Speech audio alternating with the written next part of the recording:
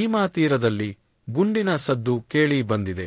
ವಿಜಯಪುರ ಜಿಲ್ಲೆ ಚಡಚಣ ಪಟ್ಟಣದ ನೀವರಗಿ ರಸ್ತೆ ಬಳಿ ಗುಂಡಿನ ದಾಳಿ ನಡೆದಿದೆ.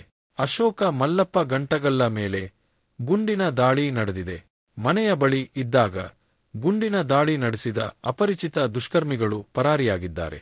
ರೌಡಿ ಶೀಟರ್ ಆಗಿದ್ದ ಅಶೋಕ ಮನೆಯಿಂದ ಚಡಚಣ ಪಟ್ಟಣಕ್ಕೆ ಆಗಮಿಸುತ್ತಿದ್ದ ವೇಳೆ ಹಂತಕರು ದಾಳಿ ಮಾಡಿದ್ದಾರೆ.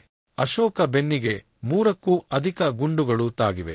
ಇನ್ನು ಗುಂಡಿನ ದಾಳಿಯಿಂದ ಸ್ಥಳದಲ್ಲೇ ಅಶೋಕ ಮೃತಪಟ್ಟಿದ್ದಾನೆ. ಇತ್ತೀಚೆಗೆ ಜೈಲಿನಿಂದ ಪೆರೋಲ್ ಮೇಲೆ ಹೊರ ಬಂದಿದ್ದ ಅಶೋಕ ಕೊಲೆ ಹಾಗೂ ಇತರೆ ಕೇಸ್ಗಳಲ್ಲಿ ಅಪರಾಧಿಯಾಗಿದ್ದ. ಅಶೋಕ ಮೇಲಿನ ಹಳೆ ದ್ವೇಷದಿಂದ ಕೊಲೆ ಮಾಡಿರೋ ಸಂಶಯ ವ್ಯಕ್ತವಾಗಿದೆ. ಕೊಲೆಗೀಡಾದ ಅಶೋಕ ಪತ್ನಿ ಚಡಚಣ ಪಟ್ಟಣದ ಪುರಸಭೆ ವಾರ್ಡ್ ನಂಬರ್ 2ರ ಬಿಜೆಪಿ ಸದಸ್ಯೆಯಾಗಿದ್ದಾರೆ. ಸ್ಥಳಕ್ಕೆ ಚಡಚಣ ಪೊಲೀಸರ ದೌಡಾಯಿಸಿದ್ದು, ಚಡಚಣ ಪೊಲೀಸ್ ಠಾಣಾ ವ್ಯಾಪ್ತಿ ಘಟನೆ ನಡೆದಿದೆ.